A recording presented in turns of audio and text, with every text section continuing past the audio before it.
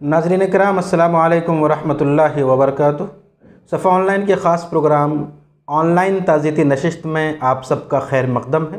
میں ہوں آپ کا میزبان منور سلطان۔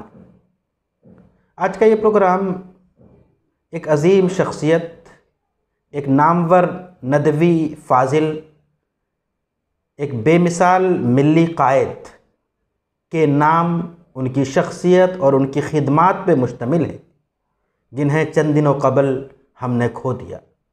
مولانا سہیل احمد ندوی صاحب، جنہیں اب رحمۃ اللہ علیہ کہنا پڑ رہا ہے، ہم سے دور ہو گئے۔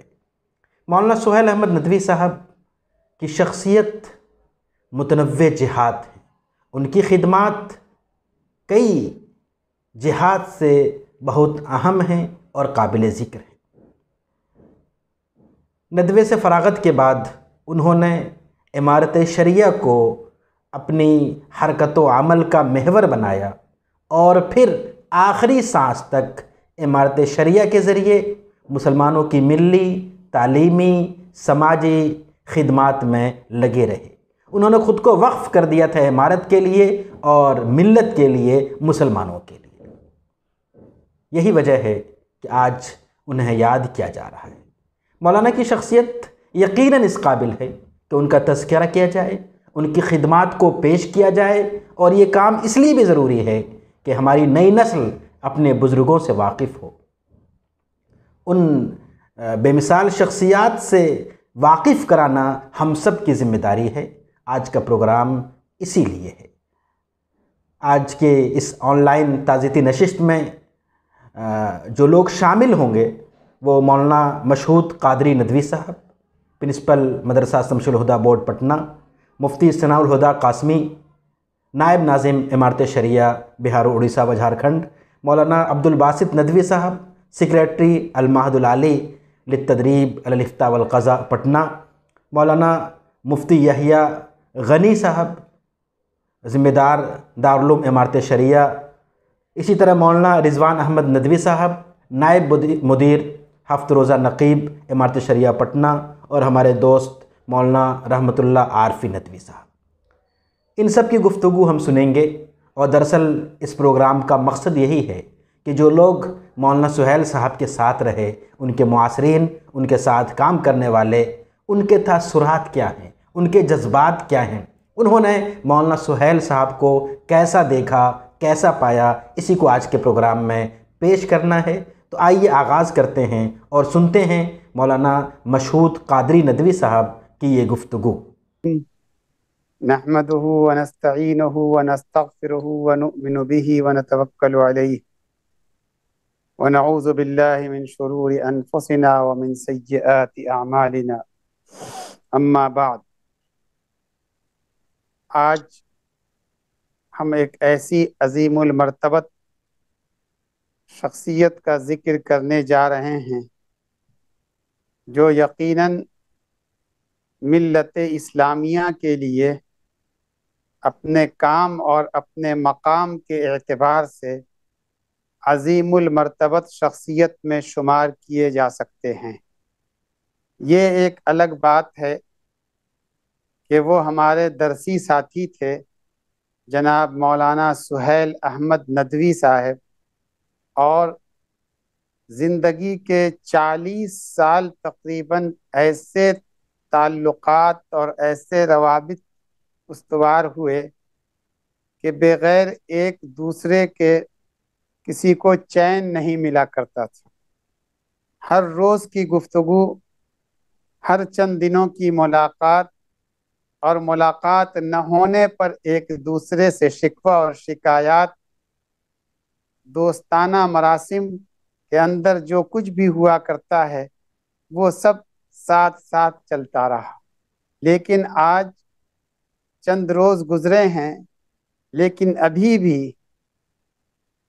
ایک شعر ذہن میں بار بار آتا ہے، مرگ مجنوں پہ عقل گم ہے میر، کیا دیوانے نے موت پائی؟ کل من علیہا فان، یقیناً ہر فرد کو، ہر بشر کو اس دنیا سے رخصت ہونا ہے، لیکن کبھی کبھی جانے والا اس انداز سے جاتا ہے کہ ہماری زبان کے اوپر غالب کے وہ اشعار یاد آتے ہیں، کرتا ملک الموت تقاضا کوئی دن اور جاتے ہوئے کہتے ہو قیامت میں ملیں گے، مانا کہ قیامت کا ہے گویا کوئی دن اور ہم لوگ جس درد سے گزر رہے ہیں، ہمارے درمیان سے انتہائی مخلص، ہمدرد، ہمراز، ہر وقت ساتھ دینے والا ایک بھائی چلا گیا۔ ہمارا تعلق 1982 سے تھا، جب وہ دارالعلوم ندوۃ العلماء میں داخلے کے لیے تشریف لائے اور ثانویہ خامسہ کے اندر انہوں نے اپنا داخلہ لیا۔ اس وقت سے لے کر کے ندوے کی فراغت تک صبح و شام کا اٹھنا اور بیٹھنا اور ہر وقت نشستوں کے اندر ساتھ رہنا، سب آج کی تاریخ کے اندر اسکرین کی طرح سے ہمارے ذہن کے اوپر آ رہا ہے اور ہم گزرے ہوئے اوقات کو یاد کر رہے ہیں، گویا کہ ہم اپنے تعلیمی دور میں ندوے کے ماحول کے اندر پہنچ چکے ہیں اور سہیل کو وہاں پر تلاش رہے ہیں۔ اللہ رب العزت ان کے درجات کو بلند فرمائے۔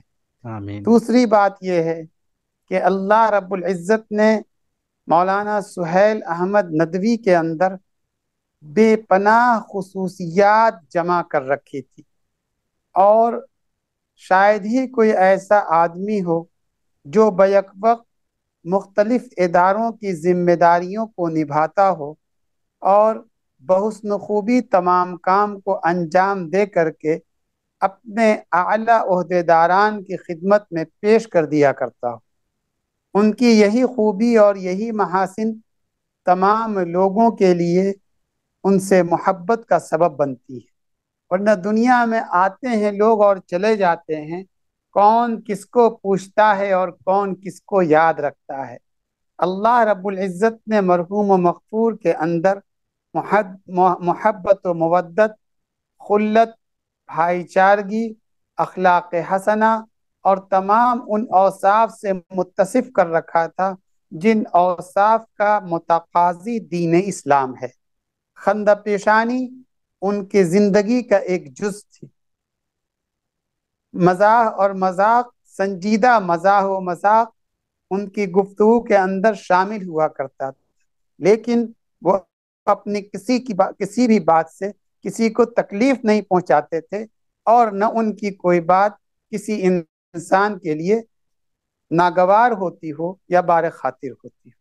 اللہ رب العزت نے بہت ساری خوبیوں سے نوازا تھا، اور چند ایسی خوبیاں ہیں جو پوشیدہ تھیں اور جس کو وہ ظاہر نہیں کرتے تھے۔ ادھر جب وہ بیمار رہنے لگے تو میں نے پوچھا کہ مولانا کیسی کیسی دوائیں چل رہی ہیں، کیا حالات ہیں؟ تو اپنی دواؤں کے ساتھ ساتھ انہوں نے یہ بتایا کہ میں سویر سوتا ہوں، فجر سے پہلے اٹھتا ہوں، کچھ پڑھنے کے بعد تہجد کا ذکر نہیں کیا، نام نہیں لیا، کچھ پڑھنے کے بعد فجر پڑھتا ہوں، تلاوت کرتا ہوں، کچھ اوراد وغیرہ ہیں جس کی مواظبت کرتا ہوں، پڑھتا ہوں اس کو، اس کے بعد ٹہلنے کے لیے نکل جاتا ہوں، پھر دن بھر اپنے کام کے اندر مشغول رہا کرتا ہوں۔ ان کی یہ خاموش عبادت جو دن کی روشنی میں لوگوں کی نگاہوں میں ظاہر نہیں ہوا کرتی تھی، اللہ رب العزت نے دنیا والوں کے سامنے آشکارا کر دیا کہ یہ ہمارا محبوب بندہ ہے، اور ہم اس کو اس انداز سے بلائیں گے کہ جب تک دنیا قائم رہے گی اس محرم کے مہینے میں حضرت امام حسین کی تقلید کرتے ہوئے سجدے کی حالت میں اللہ رب العزت کے حضور میں اپنی جان کو سپرد کر دیں گے۔ یہ مبارک مہینہ ہے جو حرمت کا مہینہ کہلاتا ہے، اور اس کی ہر ساعت، ہر لمحہ، اس کا ہر وقت اللہ رب العزت کے ہاں محترم ہے۔ اللہ رب العزت نے ان کو اس مہینے کے اندر قبول فرمایا ہے، اور سب سے بڑی بات یہ ہے کہ ان کا انتقال کسی ذاتی سفر کے اندر نہیں ہوا، کسی ذاتی کام کے اندر نہیں ہوا، کسی ذاتی ضرورت کے لیے نہیں ہوا، بلکہ ان کا انتقال دین اسلام کی بقا کے لیے، اعلی کلمت اللہ کی بلندی کے لیے اور تحفظ شریعت کی حفاظت کے لیے کوشش کرتے ہوئے ہوا ہے۔ میں یہ سمجھتا ہوں کہ اللہ رب العزت کے ہاں ان کا یہ کام اور ان کا یہ عمل جس میں وہ مشغول تھے اور شامل تھے بے انتہا مقبولیت کا سبب بنے گا۔ سہیل ندوی کا انتقال ملت اسلامیہ کے لیے ایک عظیم خسارہ ہے، اس لحاظ سے کہ انہوں نے بزرگوں کو دیکھا تھا، اللہ والوں کو دیکھا تھا۔ حضرت مولانا نظام الدین صاحب رحمۃ اللہ علیہ امیر شریعت امارت شریعہ بہار اڑیسہ اور جھارکھنڈ کی خدمت میں وہ رہے۔ حضرت مولانا منت اللہ رحمانی صاحب رحمۃ اللہ علیہ کا دور بھی انہوں نے کچھ دیکھا، اور اس کے ساتھ ساتھ حضرت مولانا ولی رحمانی صاحب کے ساتھ باقاعدہ کام کرتے رہے۔ وہ اللہ والوں کو بھی دیکھا، اور یہ پورا خانوادہ سہیل ندوی کا خاندان اللہ والوں سے ہی منسلک رہا ہے۔ میں آپ کو یہ بتا دوں کہ مولانا سہیل احمد ندوی کے دادا جناب وکیل صاحب حضرت امیر شریعت اول حضرت مولانا شاہ بدر الدین صاحب خانقاہ مجیبیہ کے مرید تھے اور ان سے دست گرفتہ تھے۔ اسی طرح سے سہیل ندوی کے والد ماجد جناب شکیل صاحب، ان کا تعلق حضرت امیر شریعت رابع حضرت مولانا منت اللہ رحمانی صاحب سے تھا۔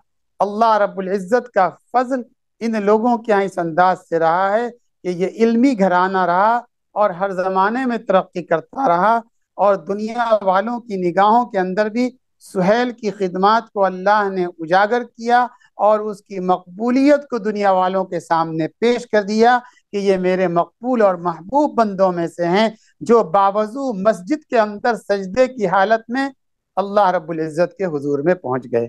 بس ہم تو غمزدہ ہیں، ایک دوست چلا گیا، ایک ساتھی چلا گیا، ایک ہمدرد چلا گیا جس سے صبح و شام باتیں ہوا کرتی تھی، ہمہ وقت ان سے گفتگو ہوتی تھی، کبھی دارالعلوم اسلامیہ کے معاملے پہ بات ہوتی تھی، کبھی ادھر کی بات ادھر کی بات، کبھی مدرسہ بورڈ کے سلسلے میں ان کی گفتگو ہوتی تھی، کبھی سماجی اور فلاحی سلسلے میں باتیں ہوا کرتی تھی، اور دو چار روز اگر گفتگو کا رابطہ نہیں ہو پاتا تھا گفتگو سے تو ہم دونوں ایک دوسرے سے شکایت کرتے تھے، پھر باہم بیٹھ کر کے آپس میں ایک دوسرے سے عذر پیش کر دیا کرتے تھے کہ میں فلاں جگہ مشغول تھا اس لیے تم کو فون نہ کر سکا، وہ بھی کہتے تھے کہ میں مشغول تھا اس لیے تم سے بات نہ ہو سکی۔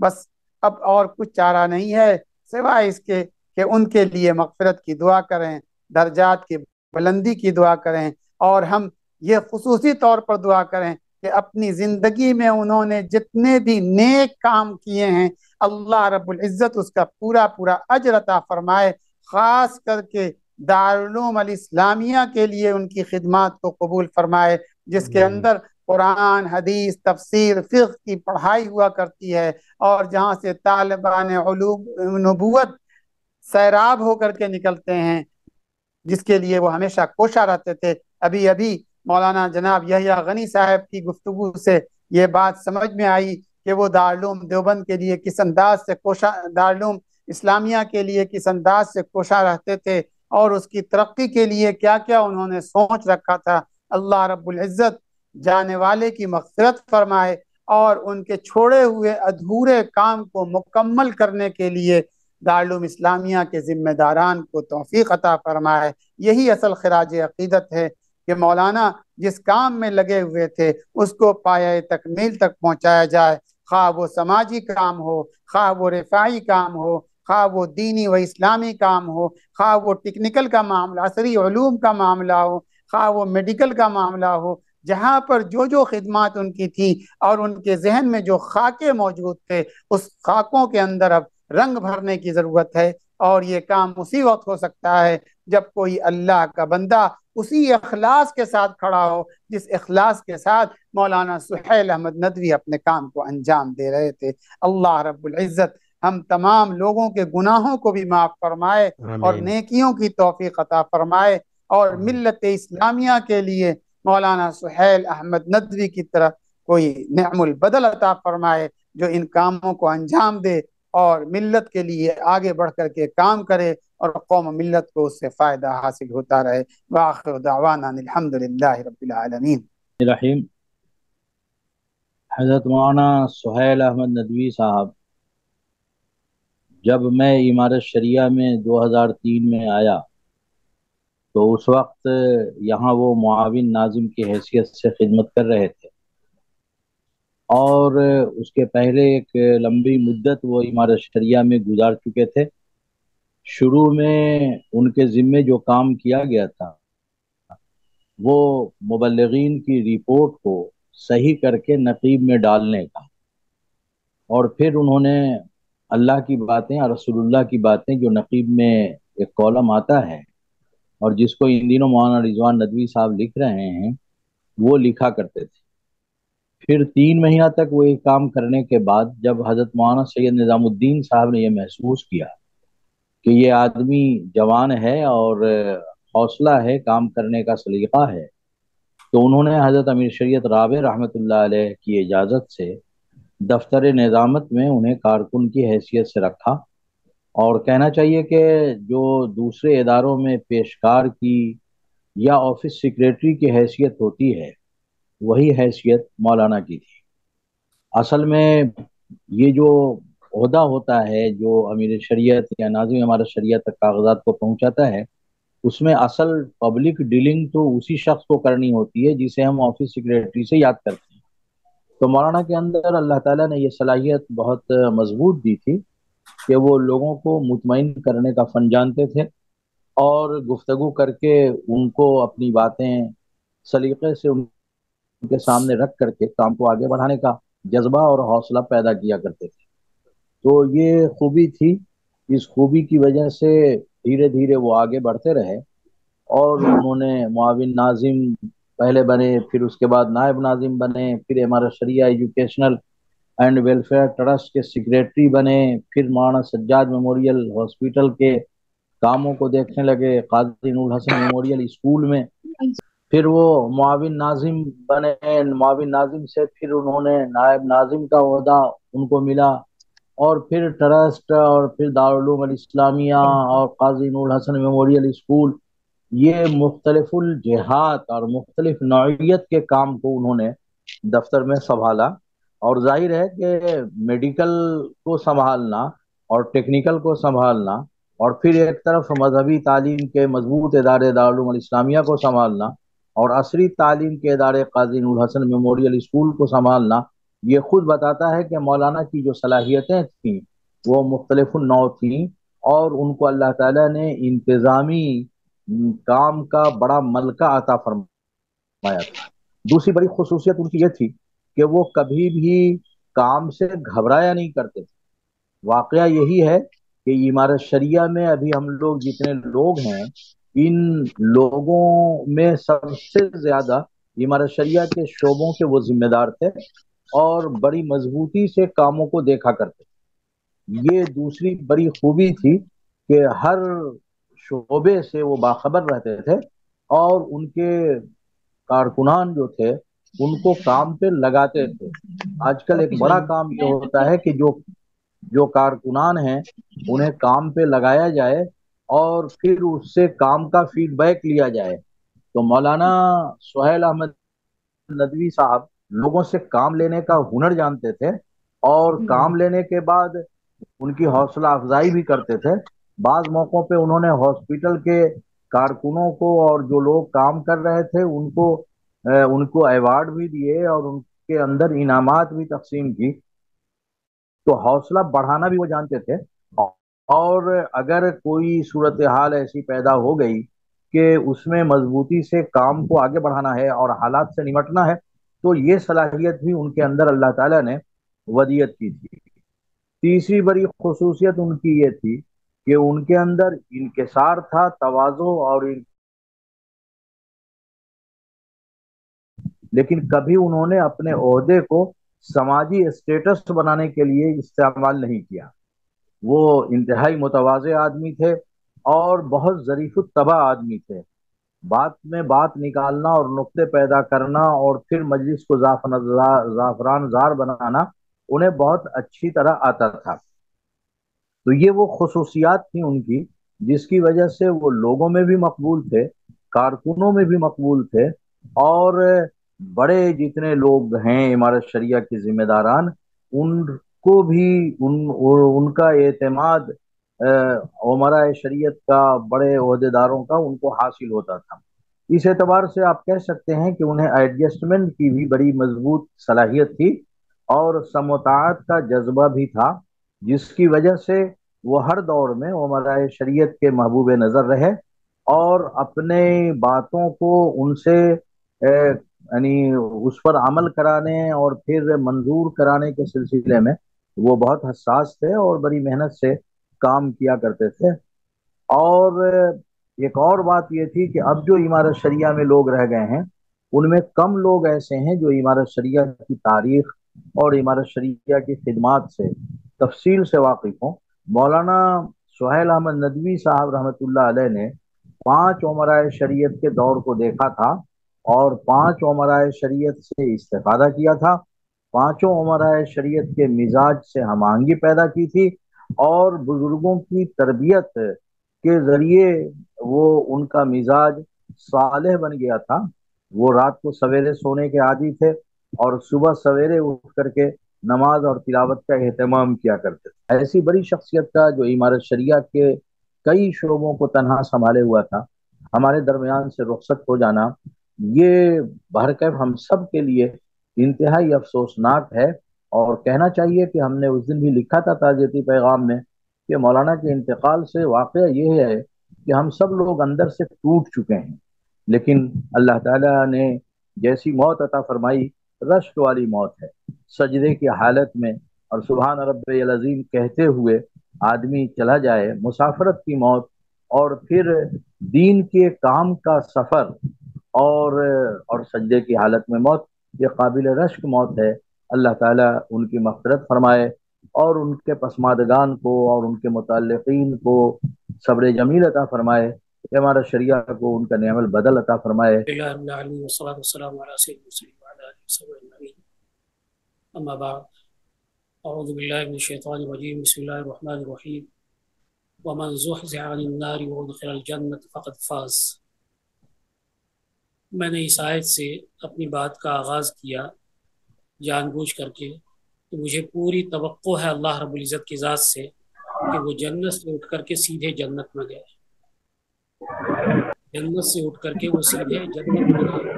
میں اس لیے عرض کر رہا ہوں کہ اللہ رب العزت نے مساجد کو جنت قرار دیا ہے۔ رسول اللہ صلی اللہ علیہ وسلم کی حدیث ہے، اذا مررتم بریاض الجنہ فارتعوها قالوا وما ریاض الجنہ قال مساجد اللہ، یعنی اللہ کے رسول صلی اللہ علیہ وسلم نے مسجدوں کو ریاض الجنہ قرار دیا۔ تو اللہ رب العزت ہرگز ایسا نہیں کرے گا کہ کسی اپنے بندے کو جنت سے اٹھا کر کے کہیں اور لے جائے۔ موت انتہائی قابل رشک تھی۔ وہ ہمارے رفیق رہے اس اعتبار سے کہ ندوے میں کمرے کے بھی ساتھی رہے، اور ایک درجے کا فرق تھا، میں 1 سال ان سے آگے تھا، لیکن تخصص ادب کرنے کے بعد جب میں نے فضیلت حدیث میں کی تو اس میں ان کے ساتھ بعض حدیث کی کتابوں کے پڑھنے کا موقع بھی ملا۔ اس کے علاوہ سفر میں، حضر میں ان کی رفاقت رہی، ہندوستان کے سفر میں بھی اور ہندوستان سے باہر کے سفر میں بھی۔ میں نے اکثر دیکھا کہ سفر میں وہ مکمل اپنے آپ کو اپنے رفیق سفر کے حوالے کر دیتے، سواری کے سلسلے میں بھی، کھانے کے سلسلے میں بھی، کسی پروگرام کے سلسلے میں بھی ذرہ برابر وہ دخل نہیں دیتے۔ پھر اس رفاقت کے بعد پھر ہمیں یہاں آنا ہوا معہد العالی، اس میں بھی وہ بڑے اچھے رفیق ہمارے لیے ثابت ہوئے اور بعض موقعوں پر بڑا اکرام کا معاملہ ہمارے ساتھ کیا اور بہت ہی کام آئے۔ ایک موقع پر تو خود مجھے ڈاکٹر کے پاس جانا تھا، یہاں سے دور ہے کنکڑ باغ، گاڑی موجود تھی، ڈرائیور موجود نہیں تھا۔ مولانا نے کہا کہ مولانا میں آپ کے لیے تو خود ڈرائیونگ کر کے جاؤں گا۔ اب وہ خود ڈرائیونگ کر کے لے گئے مجھ کو ڈاکٹر کے پاس اور دکھلا کر کے واپس لائے۔ کئی مواقع ایسے آئے جس میں انہوں نے ہماری رہنمائی کی اور صحیح مشورے دی، اور بعض مواقع ایسے بھی آئے کہ ان کو مجھ پر اس طرح کا اعتماد تھا کہ وہ اپنی راز کی باتوں میں، اپنی ذاتی معاملات میں خصوصیت کے ساتھ بعض اہم معاملات میں مشورے کے لیے تشریف لے آتے تھے۔ وہ فون کرتے کہ معہد میں موجود ہیں، تو وہ آ جاتے تھے فوراً، اپنی بائک اٹھائی اور چلے آئے، اور یہاں وہ مشورہ کیا، اور میں نے دیکھا کہ ان کو اتنا اعتماد تھا کہ اس مشورے پر عمل بھی کرتے تھے۔ اللہ تبارک تعالیٰ انہیں غریق کی جنت فرمائے۔ ان تمام عرصے میں جتنے بھی اسفار ہمارے ساتھ ہوئے، ہندوستان کے باہر کے، ندوے میں کمرے میں رہنے کے دوران اور درجے کے اندر، کبھی اللہ کے فضل سے مجھ میں اور ان میں مجھے یاد نہیں کہ تو میں بھی ہوئی، کسی بات پر یہ بھی ہوا ہو۔ یہ تو میں نے خود تجربہ کیا کہ ان کے پاس اتنے امارت کے عہدے تھے اور بعض زمانے میں اتنی حیثیت ان کی تھی کہ وہ اگر امارت کے اندر کسی کو جس طرح سے چاہیں استعمال کر سکتے تھے، کر سکتے تھے، جو وہ چاہیں کہہ سکتے تھے، اور اس پر عمل ہوتا تھا، لیکن کبھی بڑھاپن نہیں آیا۔ یعنی عہدے کا انسان کو نشہ جو ہو کہ ہم اس عہدے پر فائز ہیں اس لیے ہمارے ساتھ یہ معاملہ ہو، وہ معاملہ ہو، ایسا کبھی نہیں۔ ایک بار جا رہے تھے ہم لوگ، 4 ویلر گاڑی میں جانا تھا، کچھ عرب مہمان آئے ہوئے تھے، انہوں نے مجھ سے کہا کہ تم کو بھی ساتھ چلنا ہے۔ تو میں نے کہا کہ دیکھیے اگر تھوڑی دور کا معاملہ ہو تو میں چلا جاتا ہوں، ورنہ پیچھے بیٹھنے میں مجھے بڑی دقت ہوتی ہے، الٹی ہونے لگتی ہے۔ انہوں نے کہا نہیں پیچھے نہیں بیٹھنا، اس طرح سیٹنگ کریں گے کہ ہم لوگ سب آگے ہی رہیں گے۔ تو مجھے انہوں نے بالکل آگے کی سیٹ پر بیٹھایا، اور خود وہ بیچ میں بیٹھنا چاہ رہے تھے، لیکن ہوا کہ وہ تھوڑی سی مشقت ہو جائے گی مہمانوں کو، تو پیچھے چلے گئے، حالانکہ ان کا عہدہ ہم سے زیادہ بڑا تھا، ہم سے عمر میں بھی بڑے تھے، اور وہی اس سفر کے امیر بھی تھے، لیکن سب کے باوجود انہوں نے مجھے یہ کیا، اور وہ خود پیچھے بیٹھتے رہے، اور کہیں بھی راستے میں کہیں کوئی معاملہ آیا خود کو بڑا پن کر کے ثابت کرنے کی کوشش نہیں کی، آگے بڑھا دیا کرتے تھے۔ مجھے شرم بھی آتی تھی، کبھی حجابی محسوس ہوتا تھا۔ حضرت مولانا مفتی ثناء الہدیٰ صاحب دامت برکاتہم نے جو تاثرات ان کے سلسلے میں پیش کیے، میں اس کو دوبارہ دہرانا نہیں چاہتا، اس لیے کہ وہ ہمارے بھی جذبات ہیں اور میں بھی ان چیزوں کو بھی محسوس کیا ہے۔ لیکن ایک بڑا خسارہ جو ہوا کہ ان کے انتقال کے ساتھ ہی امارت شریعہ کی تاریخ کا ایک باب بند ہو گیا۔ وہ دارالعلوم نۃ العلماء لکھنؤ سے فارغ ہوئے اور امارت شریعہ سے منسلک ہوئے۔ ابتدائی عہدوں کا جس طرح مفتی ثناء الہدیٰ صاحب نے ذکر کیا، اس سے ہوتے ہوئے اونچے عہدے تک کے پہنچے۔ اس وقت ان کے پاس امارت شریعہ ایجوکیشنل ویلفیئر ٹرسٹ کا ایک بڑا عہدہ تھا، سیکریٹری جنرل۔ دارالعلوم اسلامیہ کی سیکریٹری کی حیثیت سے اس دارالعلوم کا سب سے بڑا عہدہ تھا۔ امیر شریعت دامت برکاتہم کا ان کو اعتماد بھی حاصل تھا، سب کچھ یہ تھا۔ دوڑ دھوپ کرنے میں، یہاں وہاں ایک دم بالکل لگ بھڑ کر کے کام کرنے میں بہت ہی ماہر تھے۔ کوئی بھی مشکل کام ہوتا، میں نے حضرت مولانا سید نظام الدین صاحب کے دور سے دیکھا، کوئی بھی مشکل معاملہ ہوتا وہ ان کے سپرد کیا جاتا اور وہ اس کو حل کر لیتے تھے، اور پورے اخلاص کے ساتھ حل کرتے تھے۔ اور ایک بات یہ بھی ہے، یہ عمارت میں اتنے بڑے بڑے عہدے پر رہنے کے ساتھ ساتھ یہ عمارت ہی کے ہو کر کے رہے، اور پورے اخلاص کے ساتھ عمارت ہی کے لیے کام کیا۔ ایسا نہیں کیا کہ ہمارے شریعہ میں بھی ہم رہیں اور اس عہدے پر، بڑے عہدے پر فائز ہیں، اس سے فائدہ اٹھاتے ہوئے اپنا بھی کوئی ادارہ قائم کر لیں، ایک الگ سے چھوٹا موٹا مدرسہ قائم کر لیں یا کوئی اور چیز قائم کر لیں۔ ایسا نہیں کیا انہوں نے، بلکہ صرف اور صرف عمارت کے رہے۔ یہ خصوصیت بہت کم لوگوں میں ہوتی ہے کہ اونچے عہدے پر جانے کے بعد پھر وہ دوسرے اور تیسرے ادارے قائم نہ کر لیں، جیسے آج کل ہم لوگوں کا مزاج بنا ہوا ہے۔ بس ان کی موت جتنی قابل رشک ہوئی، میں اس پر کافی رشک کر رہا ہوں اور دعا کرتا ہوں اللہ تعالیٰ سے کہ ہر مومن کو ایسی موت عطا فرمائے۔ بلا شبہ جو ان کی زندگی تھی، ایک ظاہری اور ایک باطنی۔ ظاہری طور پر بہت سے لوگ بہت کچھ کہہ بھی دیتے تھے، بہت سے تاثرات اچھے نہیں تھے، لیکن میں سمجھتا ہوں کہ باطن میں وہ شخص انتہائی مخلص تھا، اللہ کا نیک بندہ تھا۔ اسی لیے اللہ رب العزت نے ایسی موت عطا فرما کر کے ان کو دکھا دی، لوگوں کو دکھلا دیا کہ ایک مخلص بندے کی، جو اللہ کا نیک بندہ ہو اور اللہ ہی کے لیے کام کر رہا ہو، اس کی موت کیسے آتی ہے اور کس جگہ آتی ہے، اور وہ کتنا اللہ کا پیارا بندہ بن کر کے دنیا سے رخصت ہوتا ہے۔ ہم نے اس کا خاص طور سے دیکھا کہ یہاں بھی مجمع جتنا جنازے میں تھا امارت شریعہ کے اندر، پھر ان کے وطن میں جتنا بڑا مجمع تھا بہت کم دیکھنے کو ملتا ہے۔ اللہ تبارک تعالیٰ انہیں غریق جنت فرمائے اور ان کے بال بال مغفرت فرمائے، اور ان کے چھوڑے ہوئے کاموں کو ہم سب کو مل کر کے اس کو پورا کرنے اور تکمیل کرنے کی توفیق عطا فرمائے۔ حضرت مولانا کے سلسلے میں کیا کہوں، نہ میں بولنا جانتا ہوں نہ الفاظ میرے پاس ہیں. انتہائی امین، انتہائی ذریع اور بے بات آدمی تھے. اور بڑی خصوصیات میں ایک خصوصیت ان کی یہ تھی کہ لوگوں کو آگے بڑھانے کی صلاحیت بہت تھی. لوگوں کو آگے بڑھاتے تھے، تعریف کرتے تھے، کام اگر کر دیا اور ہمت دلاتے تھے، کہتے تھے یہ کام ہو جائے گا. میں چونکہ ساتھ رہا اور بارہا مجھ سے کہتے تھے بڑھانے کی بات، لوگوں کو آگے بڑھانے کی بات میں کیا بتاؤں. مجھ سے کہتے حضرت ہی کہتے مجھے، میں حالانکہ ان سے 10 سال عمر میں چھوٹا، میں کہتا بھی تھا کہ حضرت آپ مجھے حضرت نہ کہا کریں، میں آپ سے بہت چھوٹا ہوں. لیکن وہ کبھی نہیں انہوں نے اس کو چھوڑا اخیر تک. تو کہتے تھے کہ حضرت مدرسہ تو آپ ہی کو چلانا ہے، میں تو ایسے ہی ساتھ میں جڑے گیا ہوں. اور حقیقت اس کے برخلاف تھی. مدرسہ تو اصل وہ چلاتے تھے، میں ساتھ ساتھ ان کے لگا رہتا تھا. بہت ہی مطمئن ہونے کے بعد، کسی سے مطمئن ہونے کے بعد ایسا نہیں ہوتا تھا کہ ان سے مطمئن ہو گئے تو ہم ان کو چھوڑ دیا. صحیح یہ ہے کہ ان کی نگرانی بھی کرتے تھے، لوگوں سے پوچھتے تھے بھی کہ کیسا کام کرتے ہیں. جب میرے ذاتی طور پر جو مجھ سے تعلق تھا انتہائی ہمدردانہ، لیکن میں بہت بیمار پڑا، جیسا آپ حضرات جانتے ہیں. اس بیماری کے زمانے میں بے انتہا میں پریشان تھا. ابھی جنازے میں شریک ہونے کے لیے جا رہا تھا تو راستے میں ایک ڈاکٹر مجھے ملے، مجھے دیکھتے ہی رونے لگ گئے. وہ کہنے لگے مولانا ہم سب یتیم ہو گئے اور ہمارا سرپرست چلا گیا. یعنی کہ سچی بات ہے. پھر انہوں نے ایک جملہ کہا کہ آپ کی بیماری میں نے مولانا کو جیسا تڑپتے ہوئے دیکھا، کسی کے لیے میں نے اتنا تڑپتے ہوئے نہیں دیکھا. ایسا تڑپتے تھے آپ کے لیے وہ، تو میں آپ کو بتا نہیں سکتا. امانت داری کا یہ حال تھا کہ کوئی سامان ان کے پاس اگر رکھا جاتا، کوئی امانت رکھی جاتی، کوئی پیسے وغیرہ رکھے جاتے تو اس کو فوراً وہ لکھ لیتے.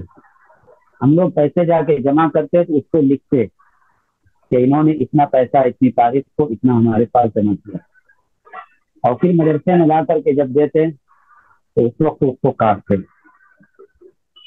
اور آخرت کے سفر پر روانہ ہونے سے 2 دن قبل مدرسے میں تشریف لائے، بلکہ 2 دن قبل مدرسے میں تشریف لائے. دفتر میں بیٹھے ہوئے تھے، کہنے لگ گئے مجھ سے کہ مفتی صاحب وہ امانت میرے پاس رکھی ہے، اس کو لے لیجئے، پتہ نہیں کب مر جاؤں گا، کب چلا جاؤں گا، کچھ پتہ نہیں. میں نے کہا برجستہ، میں نے کہا حضرت پہلے آپ میرا جنازہ پڑھائیں گے، بعد میں آپ دنیا سے جائیں گے. پھر جب گاڑی پر بیٹھے میرے ساتھ، راستے میں بھی کہنے لگ گئے کہ مولانا میری امانت ہے مدرسے کی میرے پاس ہے، اس کو لے لیجیے، کچھ پتہ نہیں کب میں چلا جاؤں اور میرے اولاد کیا کرے گی. میں نے کہا کیسی بات کر رہے ہیں آپ، ایسی بات مت کیجیے. اور دیکھیے پتہ نہیں اس آدمی کو کیا ہو گیا تھا، کیا بات تھی کہ 2 مرتبہ چند منٹ کے اندر 2 بار یہ بات انہوں نے کہی، اور پھر اس کے بعد ہم سب کو چھوڑ کر چلے گئے. مولانا کی خصوصیات میں جو میں اندر سے جانتا ہوں وہ یہ تھی، حضرت مولانا مدرسہ تشریف کبھی بھی لے آتے تھے. مجھے کبھی کبھی تو اطلاع کر دیتے، کبھی مجھے اطلاع کیے بغیر چلے جاتے. اور جب میں بیمار ہو کے ٹھیک ہو کے واپس آیا تو مجھے ہمیشہ کہتے کہ اپنی صحت بچا کے رکھیے گا، زیادہ مدرسے کی فکر مت کیجیے گا.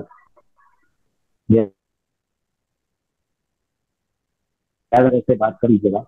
اور ابھی شدت کی دھوپ ہونے لگی تو کہنے لگے کہ جب دھوپ تیز ہو تو اس سے پہلے آپ مدرسے سے واپس، آپ کو اس کی اجازت ہے. تو چھوٹے سے چھوٹے لوگوں سے بھی مولانا کی ہمدردی ایسی ہی تھی جیسے بڑوں سے. اور ناراض ہوتے تھے تو ناراضگی بھی ان کی بہت جلد دور ہو جاتی.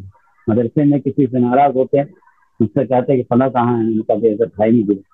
کہنے لگا ہم کو میسج کیجیے، کئی ان سے مجھ سے بات کریں گے. ہم کو اگر وہ بات کرتے تو پوچھتے کہاں ہے مولانا، کیا کر رہے ہیں، سب خیریت ہے. بس یہ ان کا جملہ ہوتا تھا. بس ایک میسج پہنچانا چاہتے تھے کہ مولانا تک آپ کے غیر حاضری کی بات پہنچ چکی ہے کہ آپ مدرسے میں موجود نہیں ہیں یا گھر سے آپ نہیں آئے. بس یہ میسج پہنچانا چاہتے تھے. ابھی ایک ہمارے ایک استاد کے ساتھ معاملہ پیش آیا، انہوں نے اس سال کافی چھٹی لے لی، اور اس کے بعد پھر ان کے اوپر کارروائی کا معاملہ آیا، لیکن جب کارروائی کا معاملہ آیا تو انہوں نے اتنا لکھ کر کے دے دیا کہ محتمین صاحب اس کے اوپر جو چاہیں رائے کر لیں اور اس کو حل کر لیں. یہ اتنا لکھ کر کے انہوں نے بھیج دیا. ابھی وہ کاغذ ان کے جیب میں ہی تھا اور وہ رخصت ہو گئے اور وہ کاغذ مجھے ملا بھی نہیں، صرف مجھے میسج کیا انہوں نے. ظاہر ہے انتہائی ہمدرد انسان، انتہائی نیک انسان، انتہائی صالح انسان ہمارے درمیان سے اٹھ کر کے چلے گئے اور ہم سب کو روتا بلکتا ہوا چھوڑ کے چلے گئے. سچی بات یہ ہمارے گھر میں بھی کہہ رہے ہیں کہ ایسا محسوس ہوتا ہے جیسے ہمارے گھر کا ایک فرد چلا گیا ہوں اور ہمیں ایسے ہی چھوڑ کر کے چلا گیا. محترم رفقائے کار،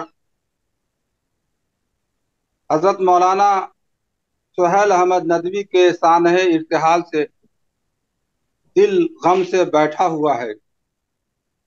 یقین مانیے کہ ذاتی طور پر وہ میرے بڑے کرم فرما، محسن، ہمدرد اور غمگسار تھے. مولانا سہیل احمد ندوی رحمت اللہ علیہ باگہی مغربی چمپارن کے باشندہ تھے. وہیں 1962 میں پیدا ہوئے.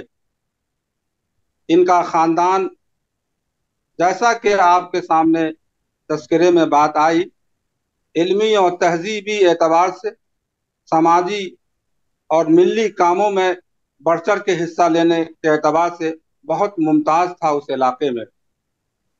میں نے بہت قریب سے ان کے والد ماجد جناب شیخ شکیل احمد صاحب کو دیکھا، بلکہ ان سے میری حد درجہ قربت بھی رہی. تو اندازہ یہ ہوا کہ اخلاق و عادات ورثے میں ان حضرات نے پائی تھی. بزرگوں کا یہاں آنا جانا، بزرگوں کا ان کے یہاں آنا جانا، ان وجوہات کی وجہ سے خاص طور سے ان حضرات کے ذہن و دماغ میں علماء کی قدر بے پناہ تھی. مولانا سہیل احمد ندوی سے میری دیرینہ رفاقت رہی ہے. کم و بیش 34-35 سالوں تک میں نے بہت قریب سے ان کو دیکھا. 30 سال کا عرصہ امارت شریعہ میں ہمارا اٹھنا بیٹھنا ملنا جلنا ایک ساتھ رہا، اور 3-4 سال کا عرصہ ندوے میں جب وہ ندوۃ العلماء کے جمعیت اصلاح کے ناظم تھے، اس زمانے میں بھی ہماری ان سے بے پناہ قربت تھی. اور شاید اس قربت کی وجہ سے، اس انسیت کی وجہ سے، گرچہ میں اس زمانے میں ندوے سے فارغ ہونے کے بعد دارالعلوم گیا اور دارالعلوم کے بعد مظفر نگر پھلت میں تدریسی خدمات انجام دے رہا تھا. راہ و رسم اور تعلقات اس زمانے میں تھے. مولانا نے بہت اصرار کیا کہ امارت شریعہ میں ایسے لکھنے پڑھنے والے ایک آدمی کی ضرورت ہے، اگر تم بہتر اور مناسب سمجھو تو یہاں آ جاؤ. انہوں نے حضرت قاضی صاحب رحمۃ اللہ علیہ اور حضرت مولانا نظام الدین صاحب جو زمانے میں ناظم ہوا کرتے تھے، ان بزرگوں سے سفارش کی. اور بہرحال صحیح بات یہ ہے کہ ان کی کوشش، ان کی توجہ کے نتیجے میں ہی میں امارت شریعہ سے منسلک بھی ہوا. اور پھر اس کے بعد لمبے عرصے تک میں ان کے ساتھ رہا، سفر میں بھی رہا. وفد کے پروگرام جب ہوا کرتے تھے اور وہ قائد ہوا کرتے تھے، اس زمانے میں میں ان کے ساتھ اسفار میں نے کیا. اس کے علاوہ ملک کے مختلف بڑے شہروں میں بھی میں ان کے ساتھ رہا. سچی بات یہ ہے کہ لوگ پہچانے جاتے ہیں جب ان کے ساتھ کوئی سفر ہوتا ہے. سفر میں نے ان کو بہترین رفیق پایا، اس حیثیت سے کہ وہ ہم سب لوگوں کا، جو لوگ بھی سفر میں ہوتے سب کا وہ خیال رکھتے تھے. انتظار نہیں کرتے تھے کہ ہمارا کوئی سامان اٹھائے یا ہمیں کوئی آگے بڑھ کر کے گاڑی میں بیٹھائے. مولانا خود دوسروں کا خیال رکھتے تھے، اپنا خیال کم رکھتے تھے. یہ بڑی خوبی کی بات تھی. سچی بات یہ ہے کہ مولانا طبعاً بڑے شریف تھے، مرنجہ مرنج طبیعت تھی، اور جیسا کہ آپ کے سامنے تذکرے میں بھی یہ بات آئی کہ وہ ظریف الطبع بھی تھے، اور بے شمار ان کے اس طرح کے واقعات میرے ذہن و دماغ میں ہیں، محفوظ ہیں۔ سنجیدہ ظرافت، جب ہم لوگوں کی ہنسی کی مجلسیں جمتی تھی خاص طور سے عصر کے بعد، تو بہت سی باتیں کھل کر کے وہ کرتے تھے، اور اس کی وجہ سے دن بھر کا تکان بھی ختم ہو جاتا تھا۔ مولانا بہت اچھے منتظم تھے، خوش اخلاق تھے، ملنسار تھے، لیکن مولانا کی ایک بڑی خوبی اور تھی کہ مولانا بہت بڑے سخی بھی تھے، فیاض تھے مولانا، اپنوں کی بھی وہ مدد کرتے تھے اور غیروں کی بھی مدد کرتے تھے۔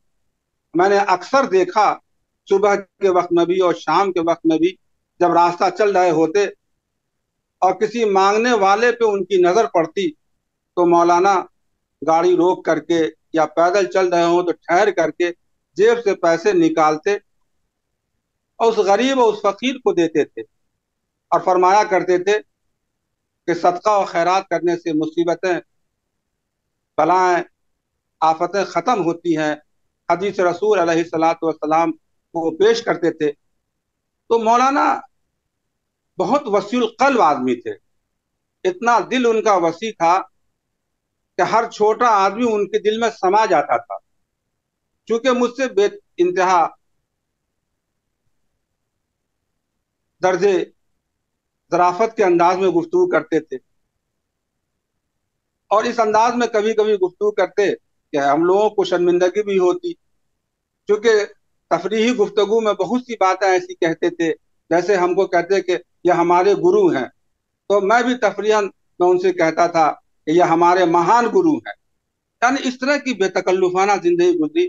سچی بات یہ ہے کہ مولانا نے بہت ہی کامیاب مثالی زندگی گزاری، اور ہم سب لوگوں کے لیے ایک مثال چھوڑ کے گئے کہ جن اداروں کی ذمہ داری ان کے مضبوط کندھوں پر ہمارے بزرگوں نے رکھی، ان تمام اداروں کو ترقی اور استحکام کے بام عروج پہ پہنچایا۔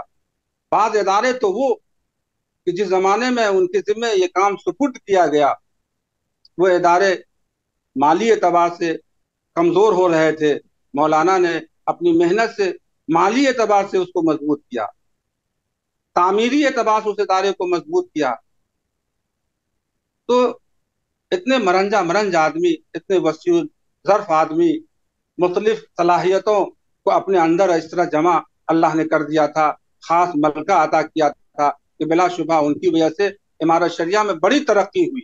امارت شریعہ کہ جن شعبوں کو انہوں نے اپنی نگرانی میں چلایا دیکھا، اس کو بہت آگے بڑھایا اور ایک مثال چھوڑ کے گئے۔ اللہ تعالیٰ ان کے درجات کو بلند فرمائے۔ سچی بات یہ کہ ان کے انتقال کا یقین اب تک نہیں ہو رہا ہے، پتہ نہیں کیوں۔ اس لیے کہ عموماً ہوتا یہ ہے کہ جب کوئی شخص مرتا ہے تو ظاہری کچھ اسباب ہوتے ہیں کہ فلاں صاحب بیمار تھے یا ان کے ساتھ یہ معاملہ تھا، صاحب فراش تھے۔ مولانا چونکہ اچانک چلے گئے، بہرحال قضاء و قدر کے فیصلوں پر راضی رہنا ایک مومن کی شان اور علامت ہے، لیکن پتہ نہیں دل میں اب تک یہ کھٹک رہتی ہے کہ اچھا مولانا ہیں کہیں سفر میں ہیں، اچانک ان کا چلا جانا، پھر یہ کہ سجدے کی حالت میں اللہ سے ملنا، یہ مولانا کہ اللہ کے یہاں مقبولیت اور محبوبیت کی دلیل ہے۔ اللہ ان کے درجات کو بلند فرمائے، اللہ تعالیٰ ان کے گھر والوں کو، ان کے خاندان والوں کو، ان کے خیش و اقارب کو صبر و ثبات کی توفیق عطا فرمائے۔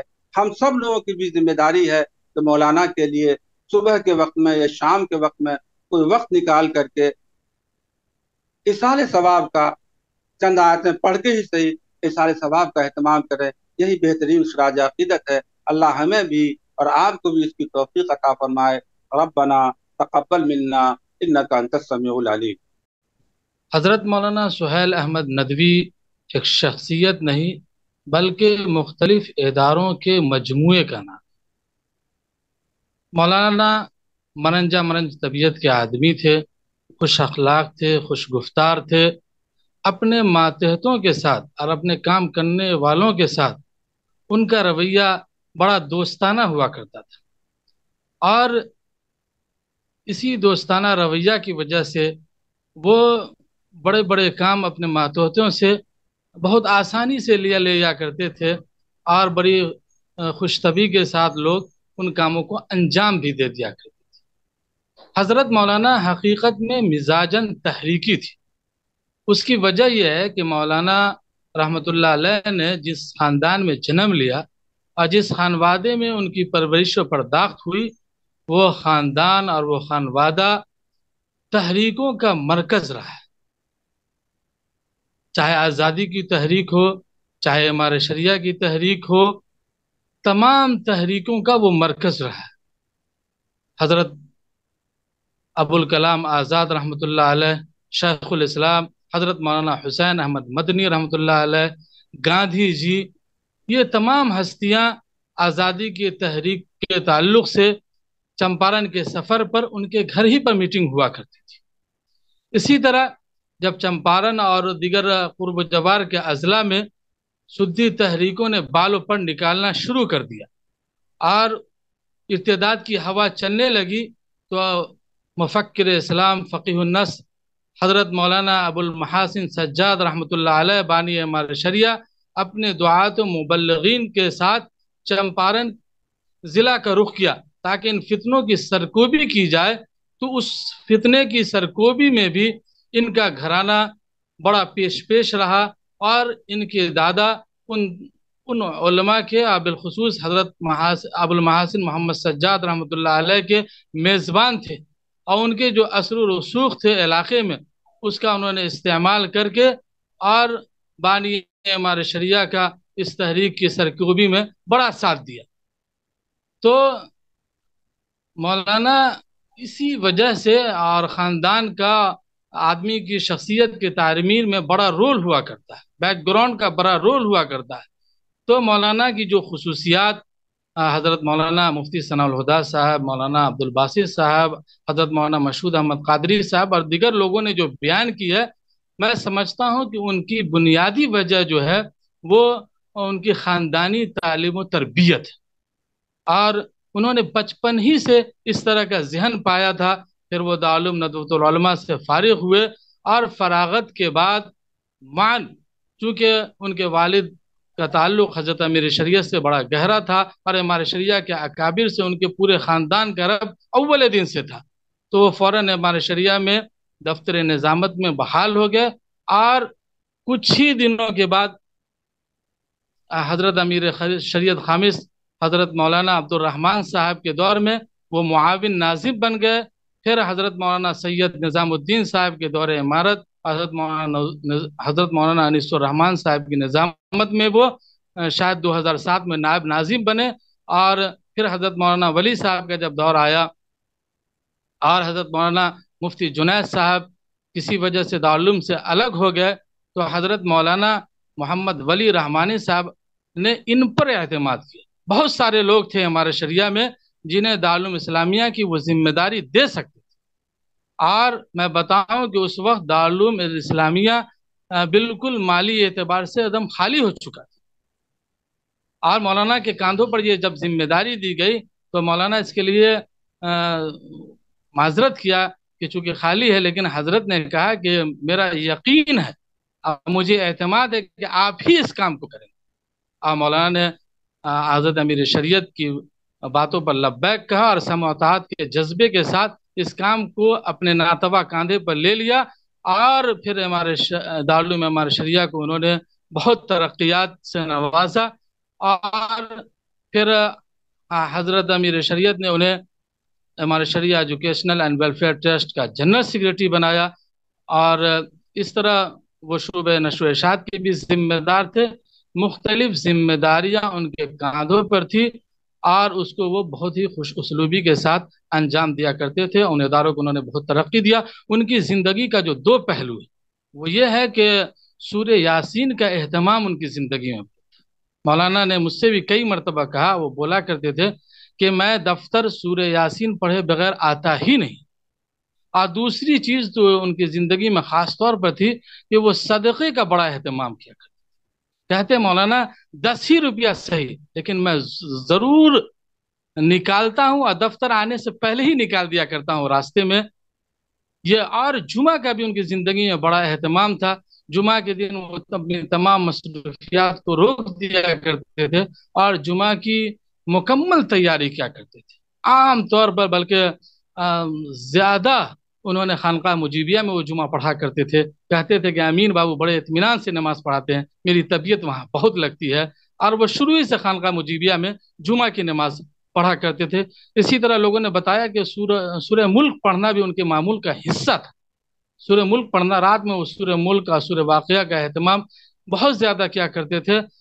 ये सब खुसूसियात थी, ये सब वजूहात थे कि बज़ाहिर लोगों को इन चीज़ों का इल्म नहीं था कि अल्लाह तबारक व तआला ने उन्हें इस शान के साथ बुलाया कि वो नमाज पढ़ रहे थे, सजदे की हालत में थे, तहफ़्फ़ुज़ शरीयत की मुहिम में वो थे, गोया के सफ़र में भी थे, और अल्लाह तबारक तआला ने उन्हें अपने क़ुर्ब जवार में मिलाया। मेरे लिए सआदत की बात है, खुशबख्ती की बात है कि मैंने 8 साल उनके ज़ेर निगरानी इमारत शरिया में कामों को अंजाम दिया।